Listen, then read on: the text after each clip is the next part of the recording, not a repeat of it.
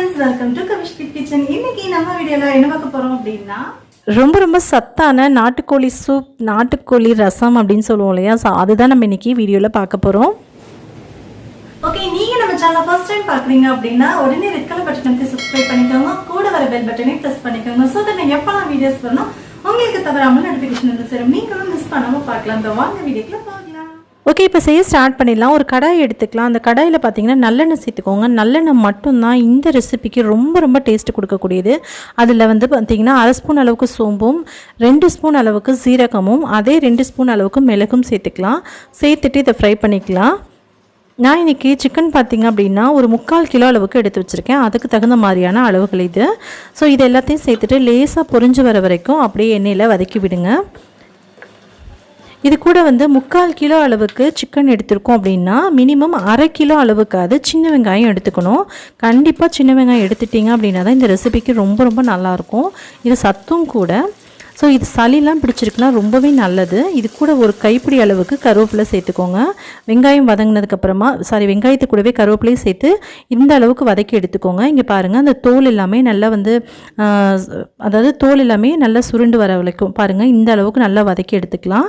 So வதங்கினதுக்கு அப்புறமா இது கூட வந்து வரமிளகாய்த்தூள், தனி மிளகாய்த்தூள்னு சொல்லுவோம்ல, அது வந்து காரத்துக்கு இருப்ப சேர்த்துக்கோங்க. ஒரு 3 4 டேபிள் ஸ்பூன் அளவுக்கு மல்லித்தூளும் 1/2 ஸ்பூன் அளவுக்கு மஞ்சள் தூளும் சேர்த்துக்கோங்க. நல்லா வெங்காயம் வதங்கினதுக்கு அப்புறமா தான் இந்த மசாலாவை சேர்க்கணும். சேர்த்துட்டு அடுப்பை ஆஃப் பண்ணிடலாம். சேர்த்த உடனே அடுப்பை ஆஃப் பண்ணிவிட்டு அதே சூட்லேயே இதை வந்து நல்லாவே வதக்கி விட்டுக்கோங்க. ஸோ இது எல்லாமே வந்து ஒரு தடவை 2 தடவை நல்லா வதங்கினதுக்கப்புறம் வதக்கி விட்டுட்டு நல்லா கிளறி விட்டுட்டு அப்படியே ஒரு ஃபேன் கடியில் வச்சு ஆற வச்சுருங்க. இப்போது நல்லா ஆறினதுக்கப்புறமா ஒரு மிக்ஸி ஜாரில் மாற்றிட்டு இதை நல்லா ஃபைனாக அரைச்சிக்கலாம். இது கூட பார்த்திங்கன்னா அரிசி கழுவுன தண்ணி இருக்கும்ல, அதை சேர்த்துக்கலாம். இது வந்து ரொம்பவே சத்தும் கூட. ஸோ அதனால் இது கொஞ்சமாக சேர்த்துட்டு இதை வந்து நம்ம நைஸாக அரைச்சி எடுத்துகிட்டு வந்துடலாம். இப்போது ஃபைனாக அரைச்சாச்சு. ஸோ முடிஞ்ச வரைக்கும் நல்ல ஃபைனாகவே அரைச்சிக்கோங்க. ஸோ திப்பியாக இருக்க வேண்டாம், நல்லா ஃபைனாக இது மாதிரி அரைச்சி எடுத்துக்கோங்க. ஸோ அரைச்சி எடுத்ததுக்கப்புறமா இப்போ வந்து நம்ம அரிசி கழுவுன தண்ணி இருக்கும்ல, அதை வந்து குக்கரில் வந்து உங்களுக்கு எந்த அளவுக்கு அந்த ரசம் தேவையோ அந்த அளவுக்கு எடுத்து வச்சுக்கோங்க. ஸோ இது வந்து என்னடா எலும்பாக இருக்கே அப்படின்னு பார்க்க வேணாம். ஃபுல்லாக நாட்டுக்கோழி வந்து நாங்கள் 2 எடுத்தோம். அதில் வந்து அந்த கால் பகுதி, தலைப்பகுதி, கொஞ்சம் எலும்பாக இருக்க பகுதி எல்லாமே ரசத்துக்கு சேர்த்துக்கலாம் அப்படின்னு சொல்லிட்டு நல்லா கழுவி எடுத்து வச்சுக்கோங்க. ஸோ கழுவி எடுத்துட்டு இந்த கழனி தண்ணி இருக்குல்ல, அதில் சேர்த்துக்கோங்க. சேர்த்துட்டு இது கூட வந்து ஒரு 12-13 சின்ன வெங்காயமும் கூட ஒரு 3-4 பூண்டு பற்களும் சேர்த்துட்டு கூடவே கொஞ்சமாக மஞ்சள் தூள் சேர்த்துக்கோங்க. கூட ஒரு 1/2 ஸ்பூன் அளவுக்கு சீரகம் சேர்த்துக்கோங்க. சேர்த்துட்டு இது கூட வந்து விளக்கெண்ணெய் சேர்த்துக்கோங்க. விளக்கெண்ணெய் சேர்த்துக்கிறது ரொம்ப நல்லது. ஸோ இது கூட வந்து ஒரு 2 டேபிள் ஸ்பூன் அளவுக்கு விளக்கெண்ணையும் 2 டேபிள் ஸ்பூன் அளவுக்கு நல்லெண்ணையும் சேர்த்துக்கோங்க. சேர்த்துட்டு இப்போ நம்ம அரைச்சி எடுத்து வச்சுருக்கோம் மசாலா, அதையும் வந்து இது கூட சேர்த்துக்கோங்க.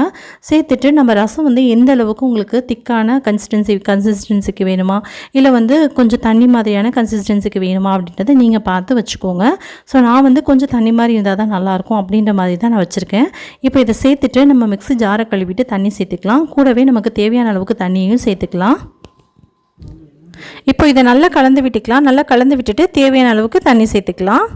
சேர்த்துட்டு இது கூட வந்து ஒரே ஒரு தக்காளி மட்டும் சேர்த்துட்டு தேவையான அளவு உப்பு சேர்த்துக்கோங்க. இது கூட வந்து நிறைய தக்காளிலாம் சேர்க்கக்கூடாது. ஒரே ஒரு தக்காளி மட்டும் கட் பண்ணி இது கூடவே சேர்த்துட்டு குக்கரை மூடி வச்சிட வேண்டியது தான்.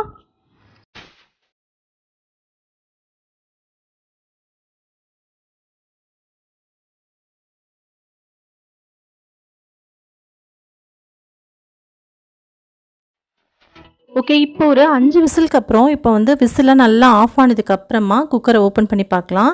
சூப்பரான நம்மளுடைய நாட்டுக்கோழி சூப், நாட்டுக்கோழி ரசம் வந்து ரொம்ப அருமையாக வாசனையாக ரெடி ஆயிடுச்சு. ஸோ வீடே பார்த்திங்கன்னா கமகமன்னு நல்ல வாசனையாக இருக்குது. அவ்வளோ சூப்பராக ரெடி ஆகிருக்கு. இது வந்து உடம்புக்கு ரொம்ப நல்லதுங்க. ரசம், இந்த கோழி ரசம் வந்து சளி பிடிச்சிருக்கு அப்படின்னா நீங்கள் வச்சு சாப்பிட்டீங்க அப்படின்னா ரொம்பவே நல்லது ஹெல்த்துக்கு. ஸோ பிராய்லர் கோழிலாம் அவாய்ட் பண்ணிட்டு இது மாதிரி நாட்டுக்கோழி சாப்பிடும்போது ரொம்ப சத்தும் கூட. ஸோ நெஞ்சு சளி இருக்குது, அது மாதிரிலாம் இருக்குது அப்படின்னா இது நம்ம சாப்பிடும்போது நல்லாவே வந்து ஒரு ரிலீஃப் கிடைக்கும். ஸோ இதில் வந்து மிளகு வந்து அதிகமாக சேர்த்துக்கணும், மிளகாய்த்தூள் கம்மியாக தான் சேர்த்துக்கணும். ஸோ அப்போ தான் வந்து சளிக்கு ரொம்பவே நல்லதுங்க. ஸோ சூடான சாதத்தை இந்த ரசம் ஊற்றி நம்ம சாப்பிடும்போது ரொம்ப டேஸ்ட்டு சூப்பராக இருக்கும். கண்டிப்பாக நீங்களும் ட்ரை பண்ணி பாருங்கள். உங்களுக்கு இந்த வீடியோ பிடிச்சிருந்தனா நம்ம சேனலை சப்ஸ்கிரைப் பண்ணிக்கோங்க. மறக்காமல் இந்த வீடியோக்கு ஒரு லைக் கொடுங்க. உங்கள் ஃப்ரெண்ட்ஸ் அண்ட் ஃபேமிலியோட ஷேர் பண்ணிக்கோங்க. இந்த வீடியோ பார்த்துட்டு நீங்கள் வீட்டில் செஞ்சு பார்த்தீங்க அப்படின்னா உங்களுடைய ரிசல்ட் என்ன, உங்களுடைய ஃபீட்பேக்கை வந்து கீழே வந்து கமெண்டில் மறக்காமல் போஸ்ட் பண்ணுங்கள். ஸோ இதுக்கு முன்னாடி நாட்டுக்கோழியிலேயே வந்துட்டு மிளகு கிரேவி எப்படி செய்கிறது அப்படின்னு சொல்லி வீடியோ அப்லோட் பண்ணியிருக்கோம். ஸோ அந்த வீடியோட லிங்க் கீழே டிஸ்கிரிப்ஷனில் இருக்குது. ஸோ இது கூடவே தான் நான் சேர்த்து செஞ்சுருந்தேன். அதையும் மறக்காமல் செக் அவுட் பண்ணி பாருங்கள். இவ்வளவு நேரம் பொறுமையா பார்த்தவங்க அனைவருக்கும் ரொம்ப ரொம்ப நன்றி. இன்னொரு இன்ட்ரெஸ்டிங்கான வீடியோல சந்திக்கும் வரை நன்றி, வணக்கம், பாய், தேங்க்யூ.